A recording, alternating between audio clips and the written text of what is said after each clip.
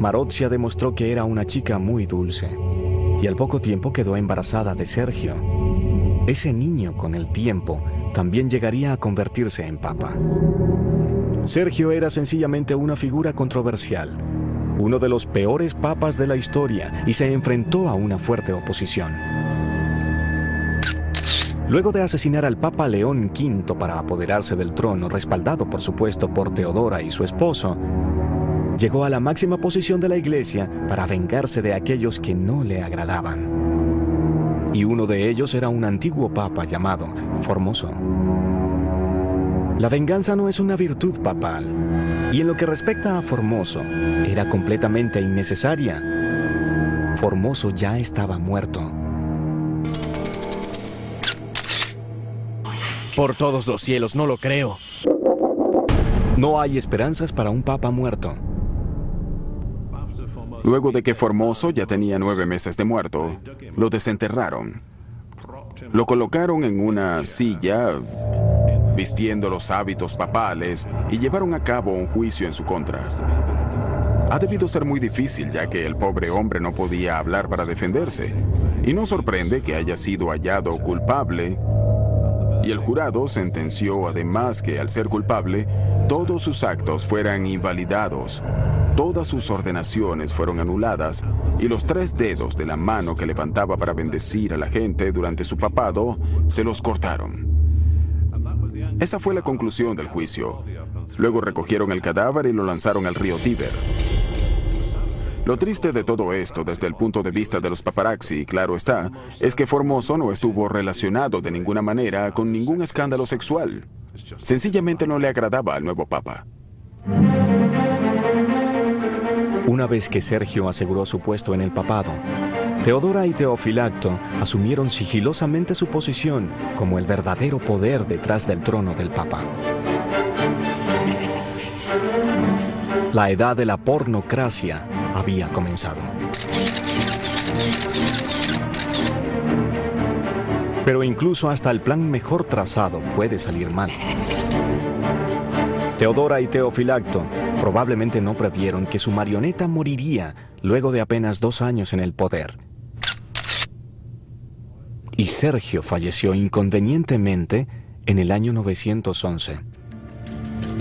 No obstante, para ese entonces el poder de la pareja en la corte papal era absoluto. Era hora de que Teodora actuara, y se aseguró de que la transición fuese muy suave, seduciendo a su sucesor favorito, el arzobispo de Ravenna.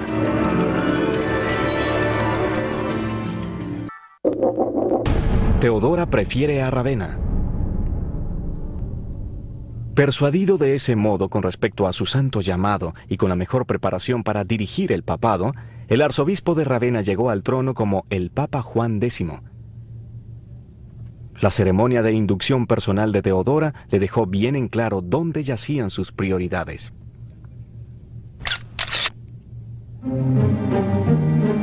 Al principio todo marchaba bien, pero al poco tiempo Teodora notó un cambio en su papa favorito.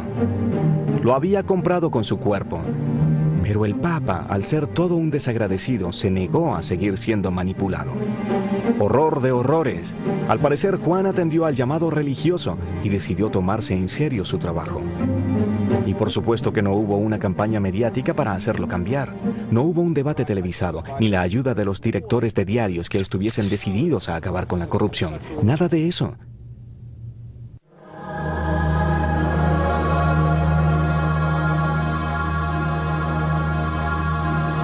Poco a poco, el Papa Juan comenzó a planear un destino independiente para la Iglesia, separándola deliberadamente de la influencia de Teodora y sus seguidores.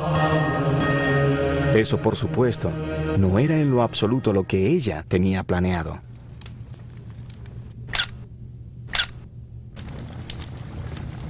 En el año 924, las cosas parecían cambiar por completo cuando Teodora falleció inesperadamente. El Papa tal vez pensó que ya estaba a salvo de las desagradables influencias externas. Pero no podía estar más equivocado, porque ansiosa por ocupar el lugar de su madre, se encontraba Marozia, quien resultó ser tan despiadada como su progenitora. Mariozza, aspirante a papa. Estas eran muy malas noticias para el Papa Juan, quien pagó un alto precio por ser un espíritu libre en el año 928. Marozia era igual que su madre. Y se deshizo del Papa ya que notó que los secuaces algunas veces tienen un espíritu de independencia. Se dio cuenta de que el Papa quería que el papado fuese independiente, ya que había asuntos serios que no estaban siendo manejados debidamente. Por ejemplo, los invasores musulmanes y problemas similares. Ella no podía soportar que él fuese independiente, así que sencillamente fue arrestado y destituido. En una lúgubre noche de ese año, el Papa Juan X fue asfixiado con una almohada. ¿Quién habrá podido dar esa orden?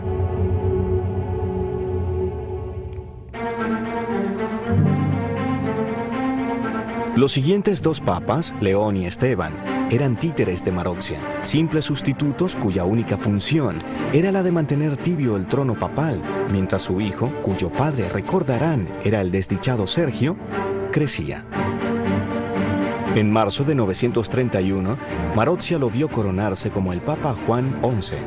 Es la única oportunidad registrada en la que el hijo ilegítimo de un antiguo papa llega a ocupar el puesto. Desafortunadamente, había otro hijo, Alberico, quien estaba menos que encantado de ver a su medio hermano ocupar el más alto cargo de la iglesia. Alberico había heredado todas las encantadoras características familiares. Era ambicioso, codicioso, sediento de poder, desagradable e increíblemente despiadado. En verdad no era la clase de persona que conviniera tener de enemigo. Oh hermano, Alberico desea el máximo cargo. Y bien, el que Alberico no estuviera contento con que su hermano fuese el papa no era nada en comparación con lo que sintió al enterarse de que su madre pretendía casarse con Hugh de Provence, nada menos que el rey de Italia. De repente se encontraba con otra barrera para sus ambiciones. Y para empeorar las cosas, el rey insultó a Alberico durante la celebración de la boda. Si tan solo hubiesen estado allí camarógrafos y fotógrafos que registraran el evento.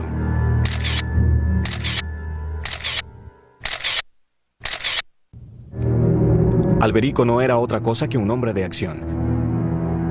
Y no tenía ninguna intención de soportar que su medio hermano hiciera lo que a su madre se le antojara, y mucho menos que su padrastro pudiese interponerse en su camino. Alberico, producto de un matrimonio anterior, se sentía mortalmente ofendido por la nueva unión de su madre y pensaba que su posición estaba amenazada, por lo que organizó una rebelión. Todos se rindieron fácilmente porque no les agradaba ver correr sangre. Preferían una muerte tranquila.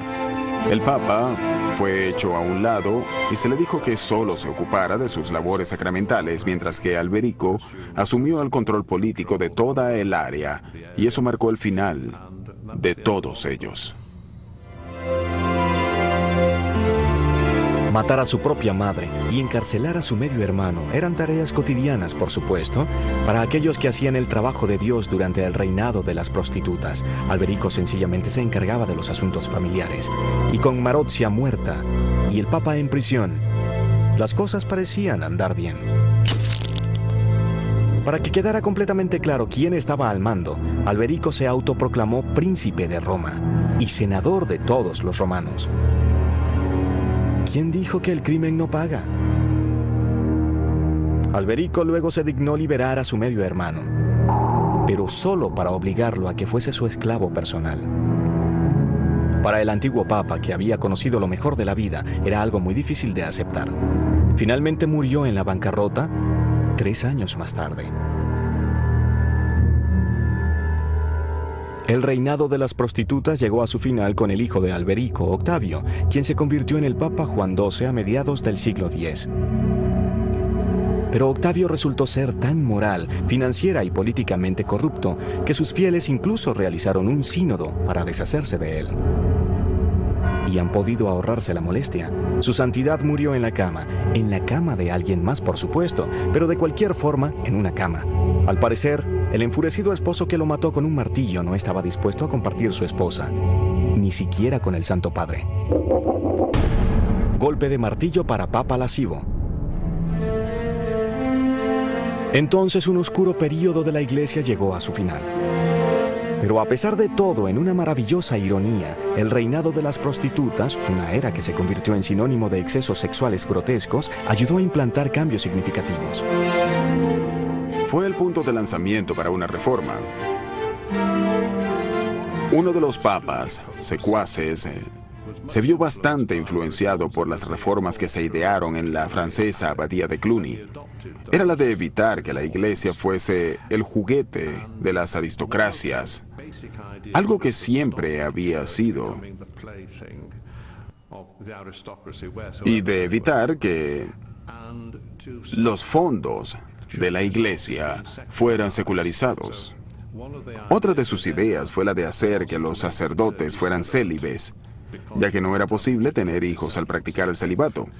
Con eso se rompía la sucesión continua, evitando la tradición de heredar el poder de padre a hijo.